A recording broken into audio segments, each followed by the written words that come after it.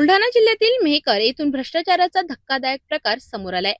मेहकर उपविभागीय अधिकारी कार्यालयातील वरिष्ठ सहाय्यक लिपिक कैलास मुरकुट याला 20,000 रुपयांची लाच घेताना लाचलुचपत प्रतिबंधक विभागाने रंगेहात अटक केली आहे।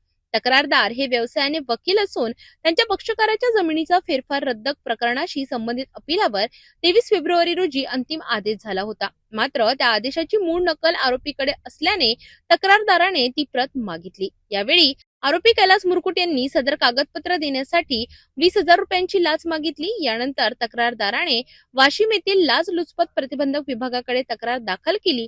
तक्रारीची पडताळणी केल्यानंतर 16 एप्रिल 2026 रोजी एसीबीच्या पथकाने सापळा रचला। रात्री सुमारे 8 वाजताच्या सुमारास मेहकर उपविभागीय कार्यालयातील कक्षात आरोपीला 20,000 रुपयांची लाच स्वीकारताना रंगेहात पकडण्यात आले। या प्रकरणी आरोपी विरुद्ध भ्रष्टाचार प्रतिबंधक अधिनियम 1988 च्या कलम 7 अंतर्गत गुन्हा दाखल करण्यात आला असून त्याला अटक करण्यात आली आहे। ही कार्यवाही पोलीस अधीक्षक बापू बांगर आणि अप्पर पोलीस अधीक्षक सचिंद्र शिंदे यांच्या मार्गदर्शनाखाली पार पडली।